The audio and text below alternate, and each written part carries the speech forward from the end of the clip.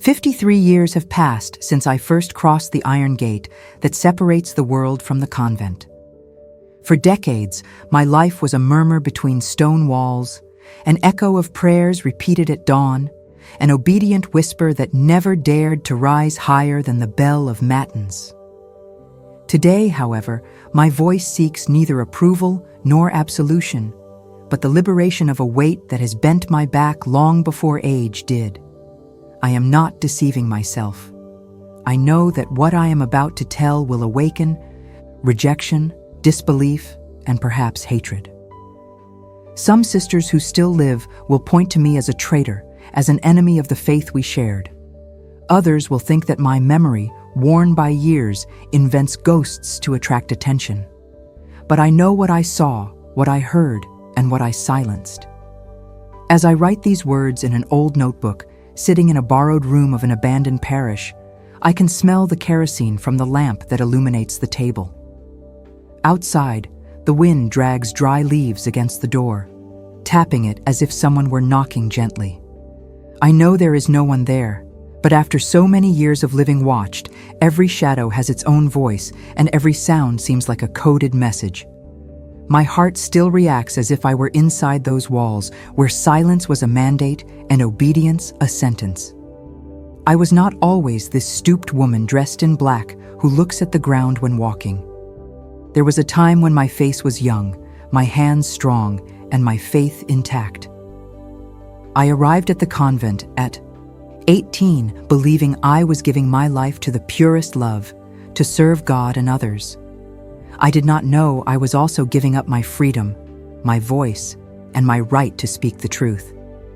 What brought me here was not a single event, but a chain of moments, glances, and forbidden words that were woven in silence. Like invisible threads, those fragments formed a tapestry of secrets, and I, unknowingly, was part of that weaving. Perhaps out of innocence, perhaps out of fear, or perhaps because from the first day I understood that in that place there were questions that were never asked. The habit of silence became my second habit, as heavy as the veil that covered my head. I learned to read between the lines, to listen to what was not said, and to pretend I did not see the obvious. But today, I break that rule. I speak because I know that if I take this secret to the grave, it will not be salvation that awaits me, but an endless void where the voices I silenced will come to seek me. I can feel them already like murmurs in the darkness, demanding that I finally speak their names and their stories. I do not write for revenge, although I know some will believe so.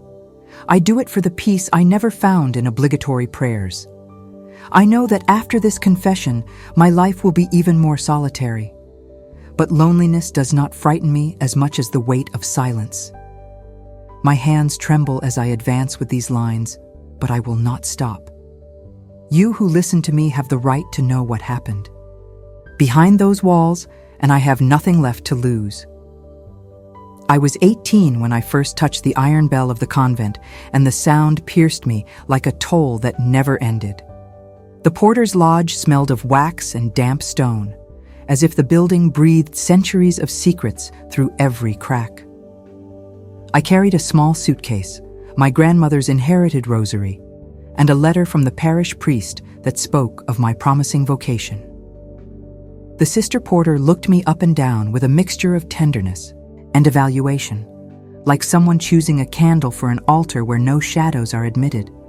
She let me pass without a word, and the slam of the bolt behind me seemed more definitive than any yes I had ever said in my life. I felt that something was left outside, the noise of the street, my birth name, the carefree laughter of neighborhood friends.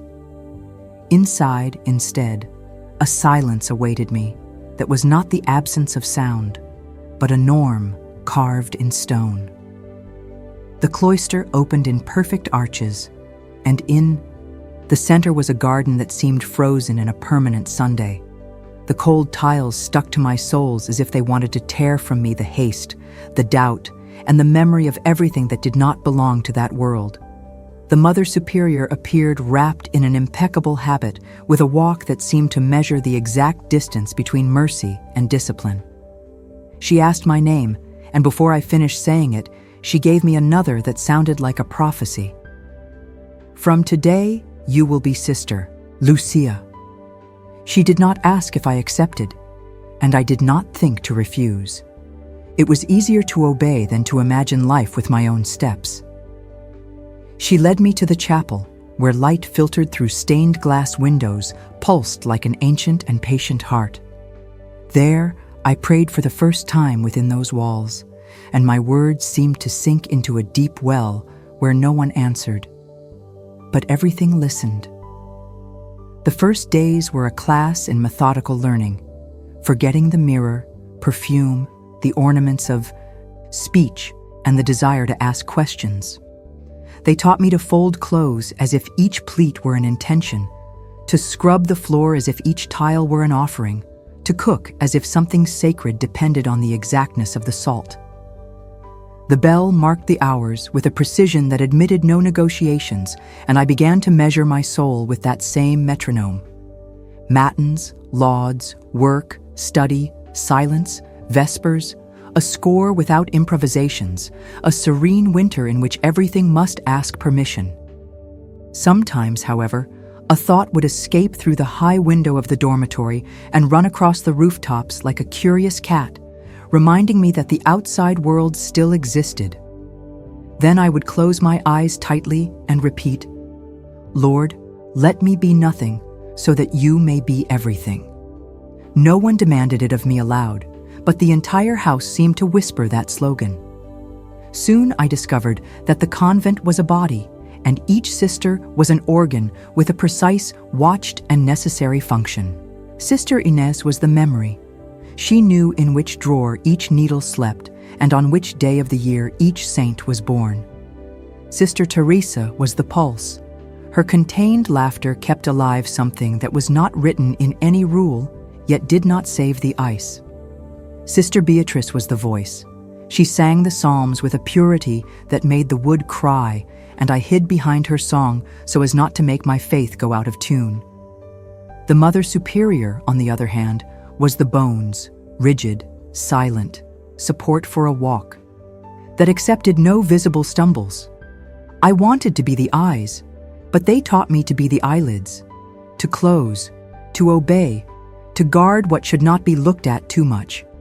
I learned to be grateful without asking and to feel without promising myself anything. The novitiate work had the exactness of a calendar that forgives no distractions, yet each gesture offered a tiny secret. Polishing the chapel benches, I discovered that wood keeps the history of the bodies that kneel and that devotion leaves marks, deeper than any nail. In the kitchen, I understood that bread is a prayer with the smell of home, and that flour sticks to fingers like a promise that God hears better than our eloquence. In the garden, the black earth spoke to me with patience. Everything that goes into earth returns, but not always the same. There was in that mute phrase a warning that then I did not know or did not want to read. At night, the common dormitory breathed at the same time, and the synchrony of that collective sleep made me feel part of a larger creature. I fell asleep with the rosary in my hand, not from fear of the devil, but from fear of myself. The Mother Superior summoned me one afternoon to her office, where the crucifix seemed to look at everything with lucid severity. She asked me if I was ready to die to the world, and I nodded with a conviction that was born more from my desire to belong than from my understanding of renunciation. To die to the world, I learned later, was also to learn to die to one's own voice, to questions that seek clarity, and to memory that insists on keeping what is not convenient. She handed me a small notebook for my examinations of conscience and a key without explanation, in case they ever ask you for it. That key weighed in my habit like an anticipated secret, a promise of doors I did not yet know existed.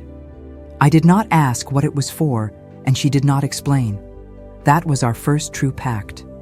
I left there with the feeling of having received an assignment that still had no name. As the weeks passed, I began to notice a finer weave than routine, gestures that were not recorded in the rule, glances that crossed like threads under the table. One sister always left a water jug in the corridor at 3 in the morning, and another collected notes that appeared under the image of Saint Joseph. Nothing seemed openly illicit, but something vibrated out of tune, like a string no one dared to adjust. The bell sounded the same, the prayers were identical, and yet my heart was counting another story in my chest. Sometimes doors were locked, with 2 turns of the key when one was enough, and the Mother Superior walked through the cloister with a stealth I did not know from her during the day. It was as if the convent had 2 heartbeats, one visible to all and another deep one, reserved for those who knew how to read it. I did not yet know how, but the secret pulse was already catching me.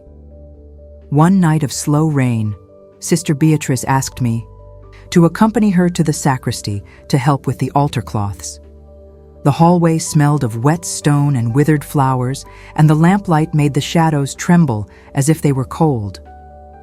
While we folded the linen with the precision of a sacred map, I heard a rustling at the side door that led to the archive. Beatrice fixed her gaze on my hands and said, without looking up, "Sometimes the Lord opens doors we should not cross yet."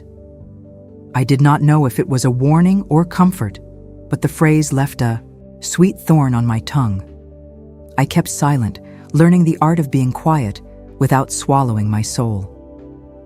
That night, before sleeping, I felt the key the Mother had given me and felt it burn as if it had already been used, though I still did not know its lock. Life behind the walls began before light, when the bell of matins opened a bronze furrow in the darkness. I dressed in silence, with the habit still damp from night, as if I carried with me the shadow we had just abandoned. The cold from the tiles rose through my legs and taught me each morning that the body also prays when it trembles. In the choir, the psalm awakened first on Sister Beatrice's lips and then on ours, like a river learning its course.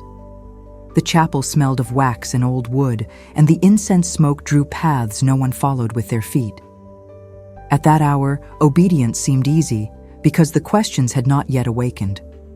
But the entire day, patient like a stern grandmother, always found a way to remind me that faith and silence are not the same thing. After prayer came the offices, and each one became a tool with its own name. I was assigned to the kitchen in the mornings and the library in the afternoons, as if bread and letters were the 2 lungs of my day. In the kitchen, steam raised humble prayers, and I learned to measure water with the respect due to a promise. In the library, dust rested on the spines like ancient snow, and each index was bark that hid sap. Sometimes the archive stayed open a breath, longer than permitted, and I felt the heavy key like a sustained note inside my chest. I did not use it, but its presence turned every lock into a question. I told myself it was a temptation of pride, though I suspected it was also a calling. The rule was written in a brief book, but convent life was governed by another longer one that no one admitted to reading. I learned that the bell's tone said more than its hour, and that a cloth hung in the hallway window could mean, "Do not ask." Smiles were not free. Each was a door that opened a few centimeters and then closed slowly so it would not creak.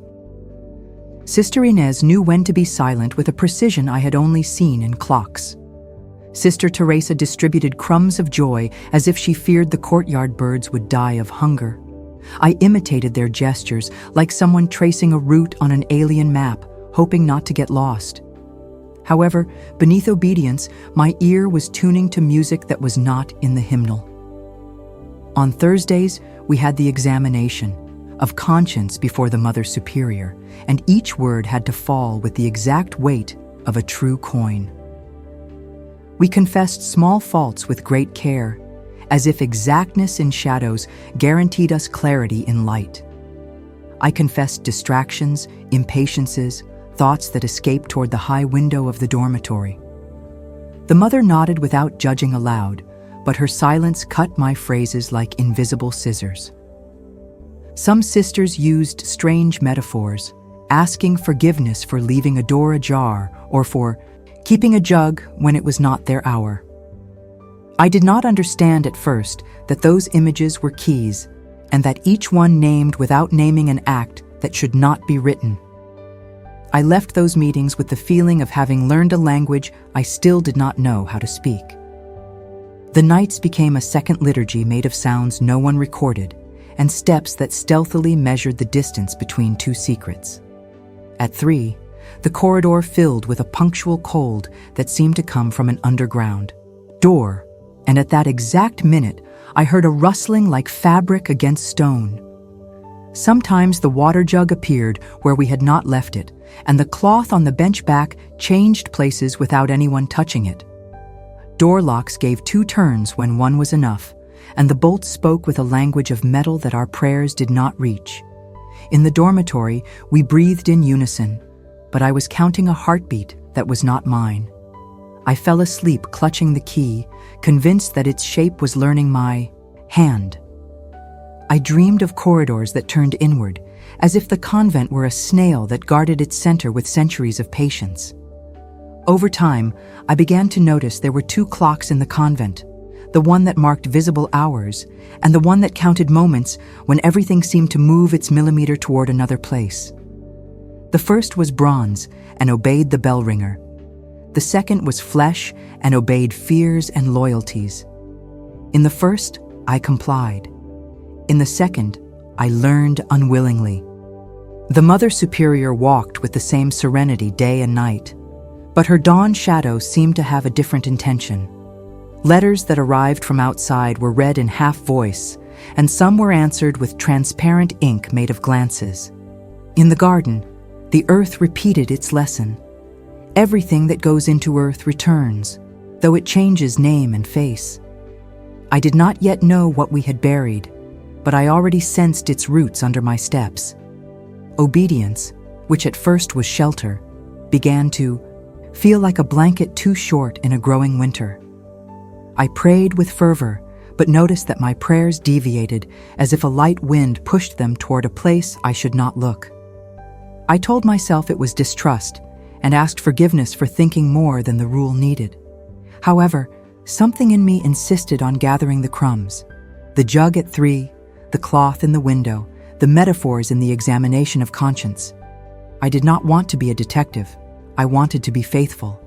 But faithfulness, I understood, is not always obeying, but listening with all one's soul to what truth asks. And it was that listening, more than my curiosity, that led me to the night when suspicion stopped being music and became a blow. It was an October night, and rain fell with that slow cadence that seems to count secrets as it falls. The cloister was darker than usual because one of the lamps in the main hallway had stopped working, and no one had bothered to light the replacement candle. We had finished. Compline and the convent was gathering in that stone silence that weighs more than fatigue. I was walking toward the dormitory with the rosary still warm in my hands when I heard a sound that did not belong to our routine. A brief, metallic knock, as if a key had been turned in a forbidden lock. I stopped against the wall, holding my breath while my ear sought to recognize the source. The sound returned, accompanied by a murmur so low it did not seem human. In that instant, I felt something inside me awaken, as if an invisible door had opened. I followed the sound with slow steps, careful that my sandals not betray my presence. The hallway led me to the side door of the sacristy, one that was almost never used and was always locked.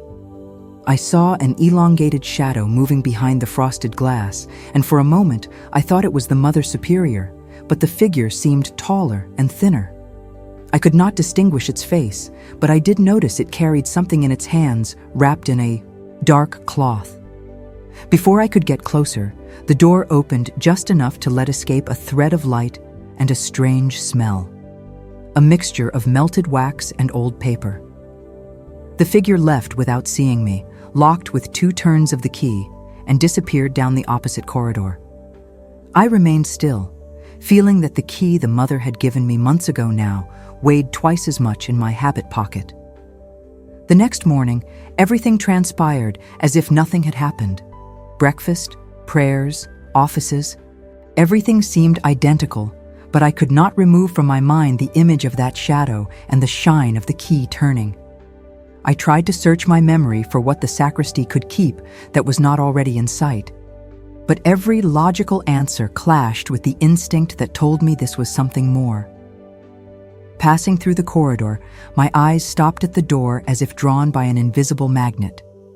The wood was impeccable, the handle without a mark, yet I felt it kept a secret pulse, as if the entire convent breathed through it. I thought about trying my key, but something stopped me. It was not fear of being discovered, but a strange sensation that it was not yet the moment. That afternoon, while helping in the library, I met Sister Beatrice, who seemed quieter than usual.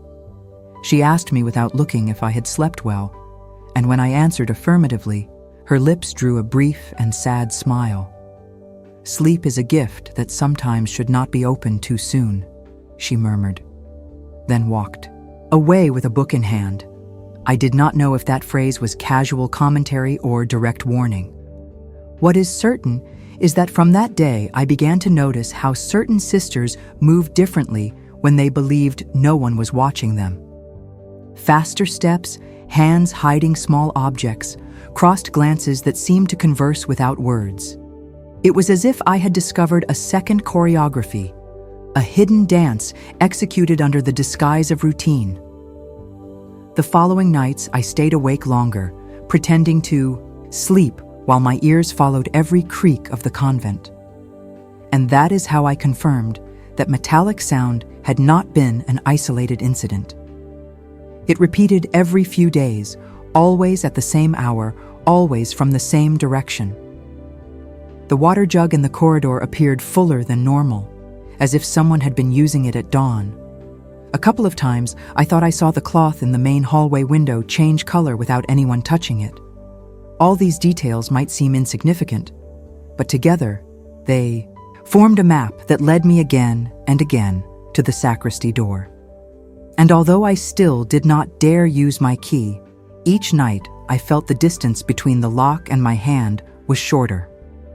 One dawn, without intending it, I found myself in front of that door. I do not know if it was sleep, instinct, or a force I cannot explain that brought me there. The wood was cold under my palm and the handle slightly damp, as if it had been touched recently.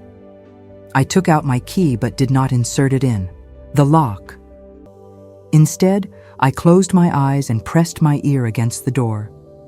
I did not hear voices or movements, but I did hear a light, constant sound, like a muffled whisper or the rustle of pages being turned slowly. I stepped away with my heart beating in my throat and returned to the dormitory, promising myself not to approach again. A promise that deep down I already knew I would not keep. Because that night I had not only heard a sound, I had felt that my life inside the convent had just changed forever. From the first day they taught us that obedience was the highest virtue, even above personal sacrifice. To obey was to love, they said, and to love was to be silent when words could sow discord. For years I repeated that idea like a prayer until it became the invisible key that closed all my questions. But after that night in the sacristy, obedience stopped being shelter and began to feel like a soft, invisible gag that prevented me from breathing freely. Every time I wanted to approach the truth, the voice of my conscience clashed with the echo of the Mother Superior, remembering that curiosity is the door through which the enemy enters. That phrase, which before seemed like spiritual warning, now sounded like a lock placed so certain secrets would never see light. In the days that followed, I began to notice a change in the way some sisters looked at me. It was not open hostility, but a different attention, as if they were evaluating to what extent they could trust my silence. Sister Beatrice, who always gave me kind words, began to leave her phrases half-finished, as if she feared someone else might hear them. Sister Inez, on the other hand, seemed to observe me more carefully than normal, and in her eyes was something between warning and complicity. I continued fulfilling my tasks, but felt that each of my movements was being measured. Even the sound of my steps in the hallway seemed louder, as if the entire convent wanted to remind me I was walking on ground that did not belong to me. In our vow of obedience, we not only committed to following the Mother Superior's instructions, but also to accepting the unwritten rules that time had imposed. Those rules, transmitted from generation to generation, were more subtle than words and stricter than any official norm. One of them said that what happens inside the walls dies inside the walls. Another, that the sister who keeps silence keeps the peace of all. I repeated these maxims to myself like a mantra, trying to convince myself I was doing right. But every time I remembered the shadow in the sacristy and the whisper I heard behind the door, the mantra broke, letting in a cold that had nothing to do with climate. It was the cold of doubt, the kind that begins in thought and ends nesting in the heart. In one of our community meetings, the Mother Superior spoke about the importance of protecting the convent's unity from internal and external dangers. She did not look at anyone in particular, but I felt her eyes fixed on me. She said that sometimes out of love, it was necessary to carry secrets that not everyone could understand, and that God would know how to reward those capable of bearing that weight without complaint. Her voice was sweet, but deep down had the firmness of an order disguised as advice. While I listened to her, I felt she spoke directly to me, though no word confirmed it. It was then I understood that my silence was not only expected, it was demanded. One afternoon, while cleaning the altar cloths, I found a small piece of paper folded in 4, hidden among the fabrics. It had no signature, only a phrase written in tight handwriting. "Do not open the door without knowing what is behind it." I kept it in my pocket, trying not to alter the rhythm of my hands, but my mind could not stop turning it over. Was it sincere warning or a way to intimidate me? That night, under the dormitory's dim light, I took out the paper again and looked at it over and over. The ink was slightly smeared, as if the hand that wrote it had trembled or a drop of water had fallen on it. I folded it again and kept it next to the key the mother had given me months earlier. Now those two objects together seemed to beat in the same rhythm. Obedience told me I should ignore both the paper and the key, that I should pray, concentrate on my labors, and let whatever was happening in the sacristy continue its course without my intervention. But something deeper than obedience, perhaps God's own voice, or maybe my human instinct, asked me to look, to know, to understand. I was torn between two faithfulnesses, that of my faith and that of my conscience. And each day that passed, the weight of the vow of obedience inclined me a little more toward a silence that was beginning to hurt like a wound. It was in that state of internal tension that, without intending it, I took the first step toward a path from which I could not return, because I understood that in the convent there were secrets that were not only protected, they were also fed. And once they began to be fed, the need grew for someone who sooner or later would dare to name them. Winter arrived at the convent like a gray mantle that slipped through every crack, and with it a quietude thicker than usual. The cold forced us to walk faster through the hallways, but it seemed to me that under that accelerated rhythm, certain hands moved more cautiously than ever. It was in those days when the key in my habit began to weigh like a constant reminder, as if it knew its moment was near. One afternoon, while helping Sister Inez organize the library, she asked me to place some ancient volumes in the back cabinet, a piece of furniture that was always locked. When I opened it with the key she gave me, I saw that behind the books, there was a small wooden box covered by a cloth embroidered with symbols I had never seen in the convent. I did not ask anything, but my heart was pounding so hard, I felt she could hear it. That same night, when the convent slept, I remembered the box and its strange embroidery. The image gave me no peace, as if that wood kept a whisper that had been waiting centuries to be heard. During the office of Compline, my lips repeated the prayers, but my mind traveled again and again to that hidden box behind the books. I decided that if the opportunity ever presented itself, I would look for it on my own. It was not curiosity, I repeated to myself. It was the need to know if what I had seen was connected to the sacristy door, to the evasive glances, to the folded paper I still kept next to my key. Obedience shouted at me not to do it. Conscience whispered that silence is also a form of complicity. The opportunity came faster than I imagined. A couple of weeks later, Sister Inez fell ill again, and they asked me to take charge of the library in her absence. When I was alone, I went to the back cabinet, opened its doors cautiously, and moved the books, one by one, feeling that my hands were clumsier than usual. The box was still there, motionless, as if it had been waiting for me. When I touched it, I noticed it was colder than the cabinet would, as if it kept its own winter inside. The embroidered cloth gave off a light smell, a mixture of incense and something metallic, almost like dried blood. I lifted it and saw it had a small padlock. I caressed it with my fingertip, aware that in my habit I carried a key, but not just any key.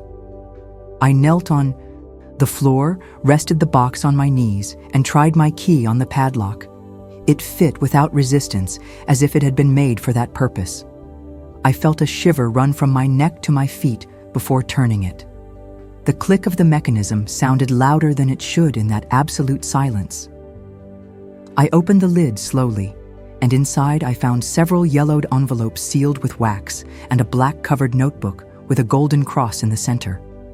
I did not dare open any. Something told me that doing so would be crossing a line from which I could not return. Instead, I closed the box, covered it again with the cloth, and returned it to its place, but not before memorizing the exact weight and position of each object. I left the library with my heart pounding, as if I had just committed sacrilege. That night, I could not sleep. Every time I closed my eyes, I saw the black-covered notebook and felt the rough texture of the embroidered cloth. I wondered what those sealed envelopes contained, who had written them, and why they were hidden in such an inaccessible place. The presence of the padlock told me they were not things that could be left in sight, and the coincidence that my key served to open it was too perfect to be chance. I began to suspect that the Mother Superior had given me that key not as a gesture of trust, but as part of something I still did not understand. As if from the first day, someone had decided that sooner or later I would have to see what I saw. During the following weeks, my attention became obsessive. I began to notice details that before seemed irrelevant. The way certain sisters exchanged envelopes in the confessional, the fact that some disappeared from the choir for a few minutes and returned with empty hands but pale faces. More than once I saw the Mother Superior enter the library after Compline, always alone, always without a lamp, as if she knew every corner in darkness.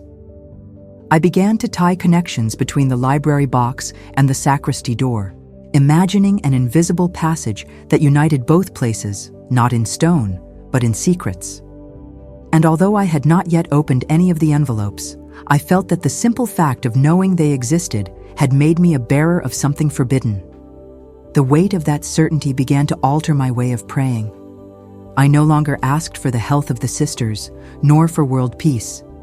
I asked for clarity, for courage, for a sign that would tell me whether I should open that box completely or stay away forever. But every time I formulated that plea, something inside me responded with dense silence, as if God Himself wanted me to make the decision without help. It was then I understood that tests do not always come in the form of external temptations. Sometimes they are small keys in a pocket, waiting for you to decide which door you deserve to open. And I had already put the key in the lock once. All that remained was to turn it completely. From the day I touched that box, something in the convent's atmosphere changed. I cannot assure that the sisters knew what I had done, but the way they looked at me began to be different, longer, more penetrating, as if they were measuring my thoughts instead of my acts. Conversations shortened, smiles became mechanical, and silence, that which had always been refuge, began to feel like a closed cell. Sister Beatrice, who used to seek me out for sewing tasks, stopped doing so.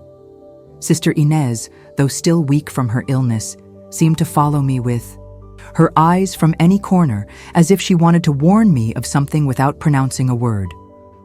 The Mother Superior, for her part, called me less to her office, but every time she did, her gaze was deeper, like someone studying a crack in a wall before deciding whether to cover it or let it grow. My days began to be filled with repetitive tasks that kept me away from the library and sacristy. They sent me to clean the basement storerooms, to scrub the floors of less traveled hallways, or to arrange candle boxes in a room that barely received light. It was as if they wanted to separate me from the places where secrets breathed. But in that apparent exclusion, there was something more, a calculated isolation that took away the company of sisters I felt closest to, and left me in contact only with those who seemed unbreakably loyal to the Mother Superior. I understood it as a way to measure my resistance, to see if I could bear the weight of silence without breaking. The nights became longer, not by the clock, but by the weight of solitude. I no longer heard the discreet chats before sleeping, nor felt the accidental brush of a friendly hand when passing the rosary. Everything seemed colder, more distant, as if an invisible wall had grown between my bed and the others. The sound of the key in my habit became almost unbearable. Every time I touched it, I remembered I had crossed a limit from which I could not return. I could not trust anyone, not even Sister Beatrice, whose silence now seemed more like strategy than a sign of support. In the convent, I learned that solitude is not the absence of people. It is the certainty that none of them is willing to listen to you without judging you. One day, while working in the garden, I felt someone watching me from the cloister. I looked up and saw the Mother Superior standing still, immobile, with her hands hidden under her habit. She neither smiled nor frowned. She simply looked at me. She remained that way for seconds. That felt eternal, then turned on her heels and disappeared down the corridor. That simple gesture left me with a strange sensation. It was not an open warning, but a confirmation that my life in the convent was under constant scrutiny. From then on, every time I met her in a hallway, conversation was minimal, but her gaze said more than any word, as if we both knew there was something between us that had not yet been said. As weeks passed, isolation became a form of constant pressure. They assigned me tasks that forced me to pass near the sacristy, but always with someone else present, watching without watching. If I entered the library, not even 5 minutes passed before another sister appeared with some excuse. It was evident they were surrounding me, but they did it with a subtlety that prevented me from directly accusing anyone. The tension began to reflect in my body. I slept little, ate less, and the rosary, which before was relief, became a chain that measured my anxiety. Sometimes I thought everything was fruit of my imagination, that perhaps there was nothing real behind my unease. But then I remembered the padlock, the envelopes, the black notebook, and knew my intuition did not lie. It was in that state of emotional confinement that I made a silent decision. If the convent wanted to isolate me, I would use that isolation to prepare myself. I would no longer be content to wait for signs. I would begin to look for them deliberately, even if I had to do it under the constant gaze of those who watched me. I did not know when or how, but I was sure that sooner or later I would have to face the truth hidden behind those walls. And when that moment came, I did not want to find myself weak or fearful, because pressure could break me or forge me, and I was determined it would be the latter. The rupture did not come like a sudden explosion, but like a crack that day after day widened until there was no way to ignore it. The convent routine continued the same. The same prayers, the same tasks, the same faces. But in me, something had changed. The isolation to which they had subjected me had done its work, yes, but not in the way they expected. It had not made me docile or indifferent. On the contrary, it had strengthened a part of me I did not even know existed. Each vigilant glance, each half-word, each calculated silence was a reminder that there was a truth being denied to me. And understanding that ignited in me a determination stronger than fear. It was a winter afternoon when everything broke. The Mother Superior called me to her office, a gesture that was no longer frequent, and asked me to sit in front of her desk. The crucifix above her head seemed to look at me with severity, as if it too expected my obedience. She did not speak immediately, letting silence settle between us like a third presence. Finally, she asked if I was at peace with my vows. I answered yes, though the word felt heavy in my mouth. Then, in a low voice, she said, "There are things a sister should never try to understand.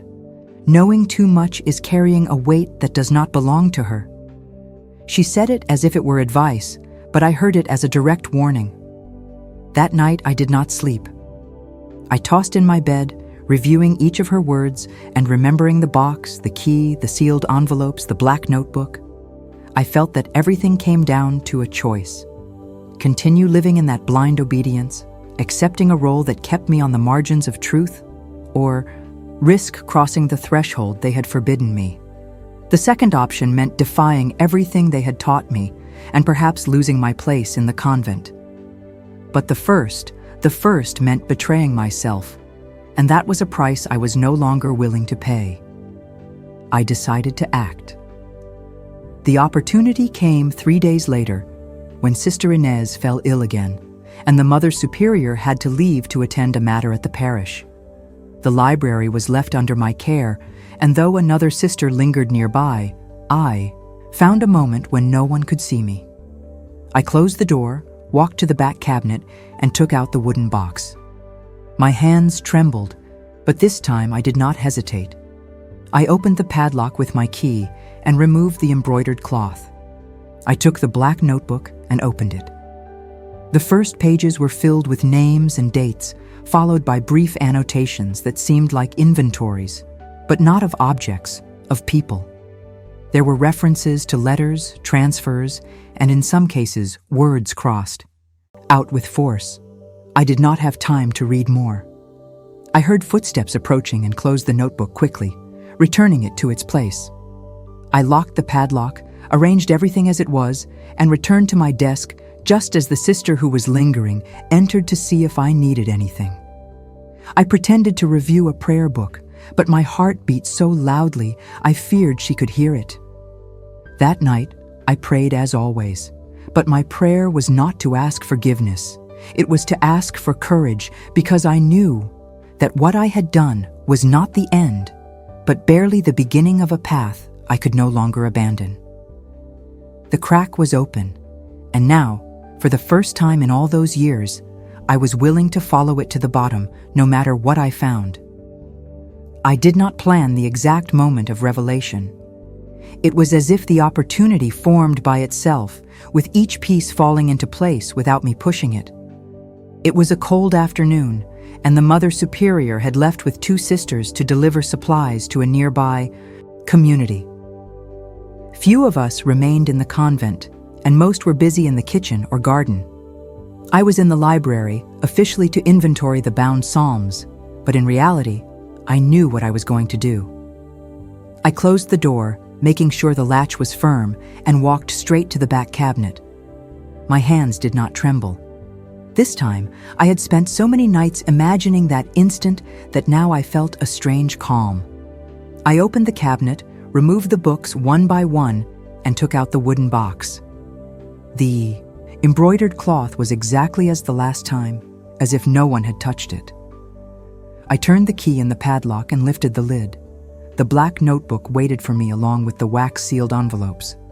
I took the first of them and opened it carefully. Inside was a handwritten letter, dated 20 years ago, describing the urgent transfer of a young novice to another convent for health reasons. though the phrases between lines made clear it was not about physical illness. The following letters spoke of more cases of sisters sent away to preserve community harmony.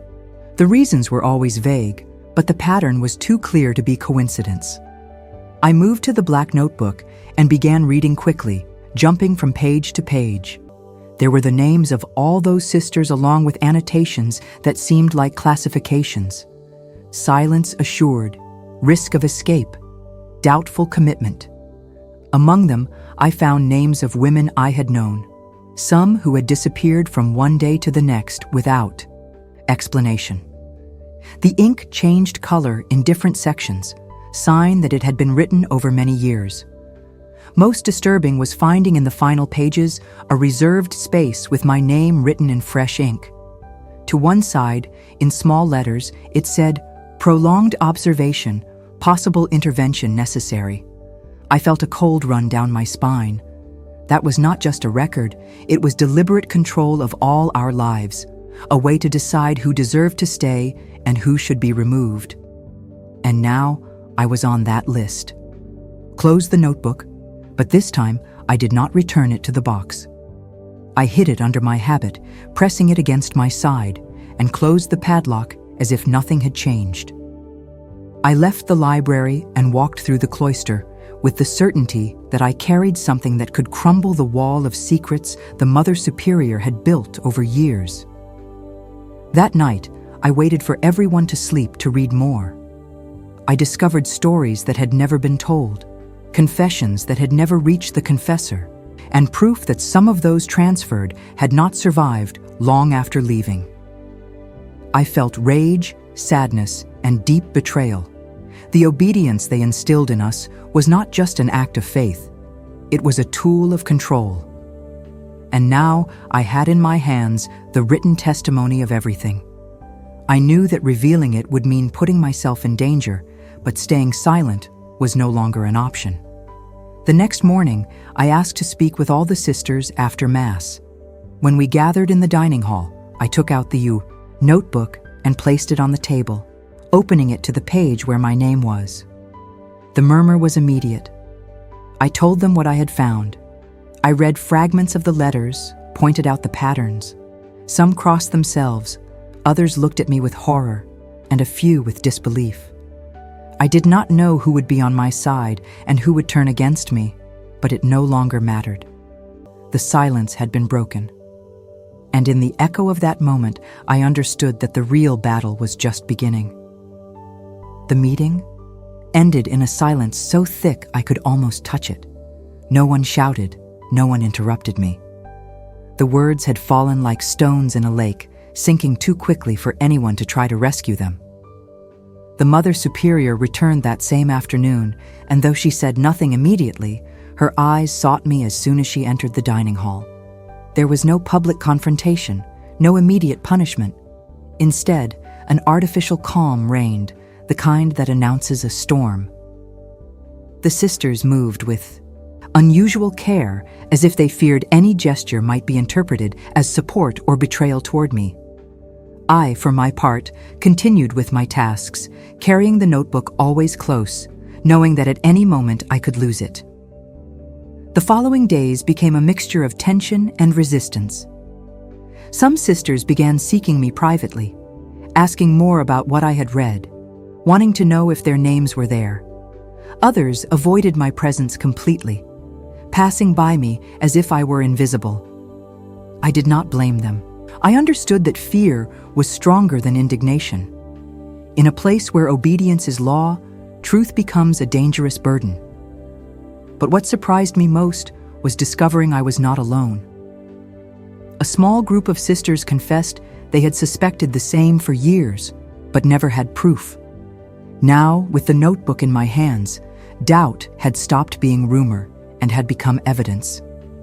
The Mother Superior finally called me to her office one Sunday afternoon. Light from the window fell directly on the crucifix, and its shadow covered me as if it wanted to remind me where my loyalty should lie. She did not try to deny it. She spoke to me calmly, almost sadly, saying that everything she did was for the community's good and that not all souls are ready for religious life. I replied that the problem was not deciding who was ready, but doing it in secret, manipulating destinies without giving them voice. She observed me for a long time and finally said, "You have broken the wall, Sister Lucia. Now you will have to live outside it." And so, without more, she informed me I would be transferred. My departure from the convent was silent. There was no ceremony, no official farewells. At dawn, I gathered my few belongings, my grandmother's rosary, a couple of books, the black notebook hidden among my clothes, and crossed the iron gate I had first passed 53 years ago. The cold street air hit me like a new sacrament, and for an instant, I did not know whether to feel fear or freedom. I walked without, looking back because I knew that if I did, the weight of memories could drag me back. Today, I live in a small house next to a ruined parish. I help in the community, but am not part of any congregation. The notebook remains with me, kept in a safe place, not as a trophy, but as a reminder. I know I could use it to denounce, to expose everything, but I also know that doing so would put at risk sisters who still live inside.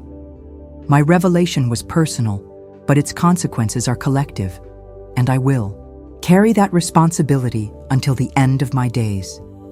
Sometimes at night, I sit by the window and listen to the wind. There are moments when I think I hear the distant sound of a bell, and I wonder if it is real or if my memory is calling me back. But then I touch the notebook and remember that truth, once seen, cannot be unlearned. Behind the walls, I learned that faith without truth is just a decorated cage.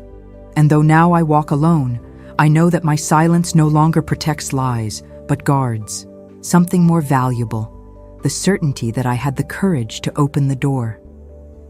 The weight of that choice follows me in every step I take outside these walls. When I left the convent, I thought the hardest part was behind me, but I discovered that carrying the truth is often more difficult than living in ignorance. The black notebook remains with me, but its pages have become both burden and compass. In my small room next to the abandoned parish, I have read and reread every entry, every name, every coded annotation that speaks of lives interrupted, destinies manipulated, voices silenced before they could speak their truth. Each night, as I write these final words by lamplight, I can feel the presence of all those sisters who never had the chance to tell their stories. Their shadows seem to gather around my table, not to accuse me, but to thank me for finally giving them voice. I know that some who read this will say I betrayed my vows, that I chose the world over God. But I learned that sometimes the greatest act of faith is refusing to let faith be used as a weapon against the innocent. The God I knew before the convent was one of love and truth. The God they showed me behind those walls was one of control and silence. Today, sitting in this borrowed room, I choose to believe that the real God would prefer an uncomfortable truth to a comfortable lie. My hands, now wrinkled and marked by age, continue to tremble as I finish this confession. But they are not the tremors of fear. They are the tremors of release. After 53 years of carrying secrets that were not mine to keep, I can finally rest. Tomorrow, I will walk through the town, help with the morning bread, tend to those who need comfort. I will live the service I always sought, but now with eyes wide open and voice free to speak truth when truth is needed. The iron gate of the convent is behind me now, but I carry within me something far more valuable than the security those walls provided. I carry the knowledge that even in the darkest places, even when silence seems the only option, there is always a choice. And I chose to open the door. The wind outside has quieted, and the leaves no longer tap against my window. In this silence, a silence I have chosen rather than one imposed upon me, I find the peace that eluded me for so many years. My story is told, the secrets are revealed, And for the first time since I was 18 years old and heard that iron bell ring, I am truly free.